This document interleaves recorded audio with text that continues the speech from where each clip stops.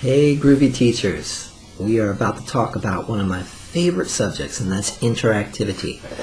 And I want to briefly go over the interactive techniques that you have at your disposal. One thing to let you know, all of these techniques are covered when we train you on individual songs.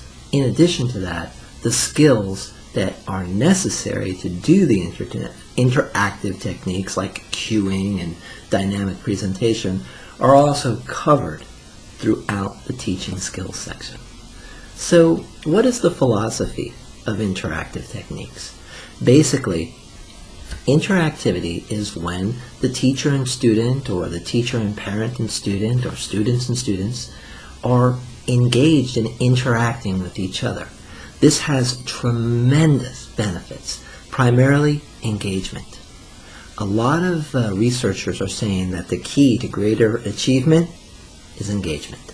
And the best way to get kids engaged is to get them involved.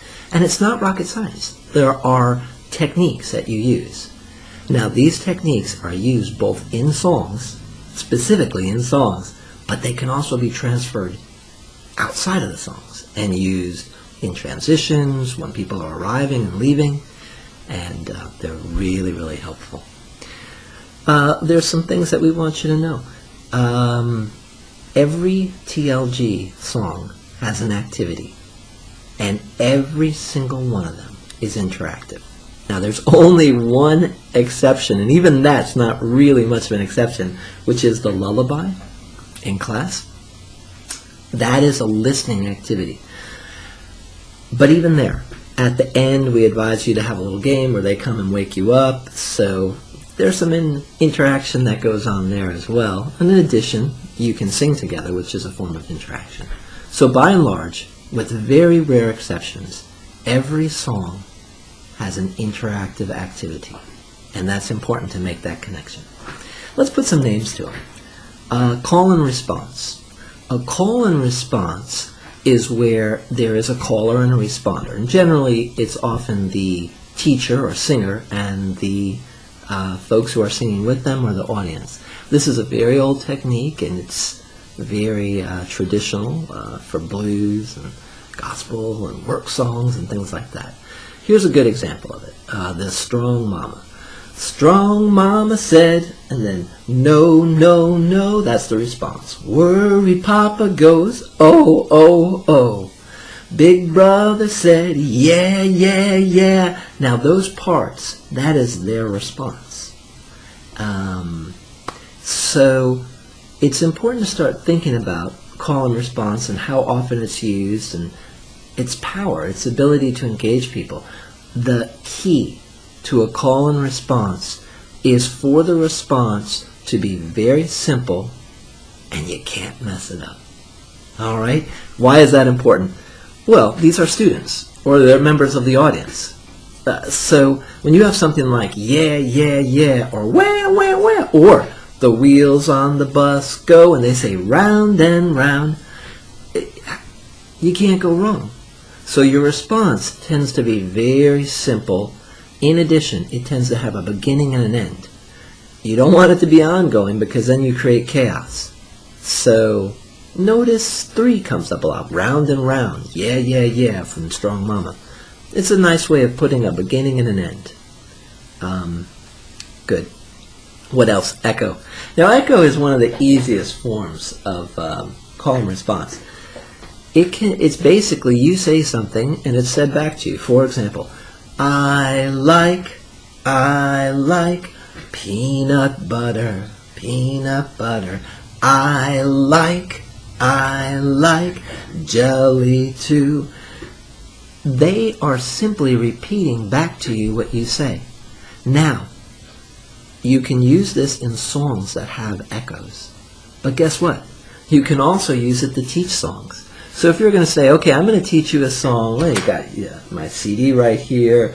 Are you sleeping? It's directly an echo. Are you sleeping? Are you sleeping? So there's another example of an echo. But here's one. Okay, let's take Tingaleo. I'm saying, I'm going to teach you this song. I just want you to repeat back to me. Tingle-lay-o, run little donkey run. Tingle-lay. Notice I'm cueing when it's their turn to go. Tingle-lay-o, run little donkey run. I'll say my part. They repeat it. This is a way to teach people songs. When I do the inchworm song, one little inchworm, and you would say, one little inchworm climbing up a tree. They say, climbing up a tree. I will begin the inchworm song as an echo, and then we will sing it all together. How does this translate into transitions? Well, you can do something like walk into your class to get everyone's attention. Go.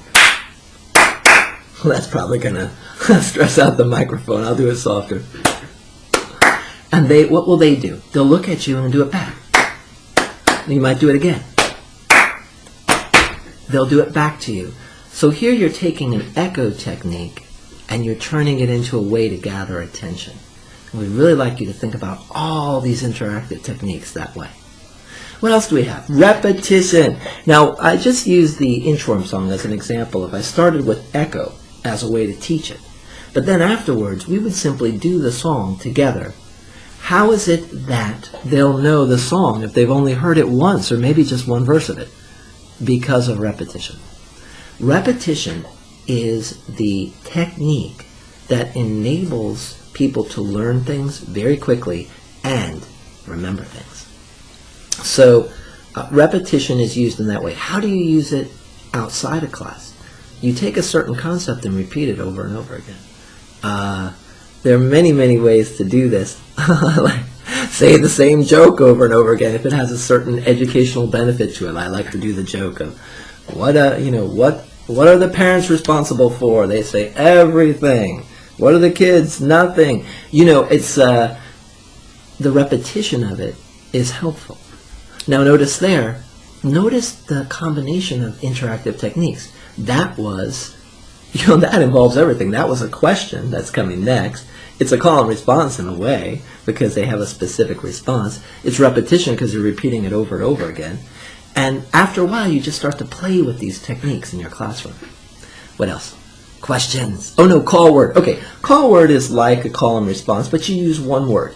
A great example of it will be, I'm going to say sun, and you say shine, like that. Let's try it. Sun, shine.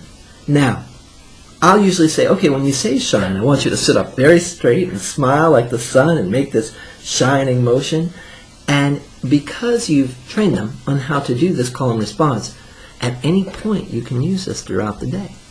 Anytime during the day you go, sun, sun.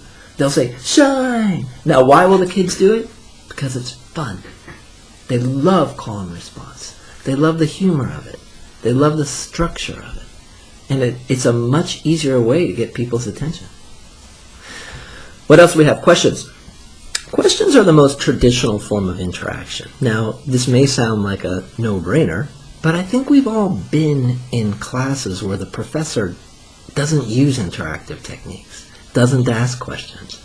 And they're pretty bad. You don't learn as well that way.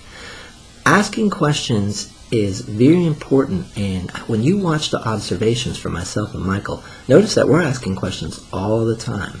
When you hand out the stretchy band, you should be saying things like, what color are you on?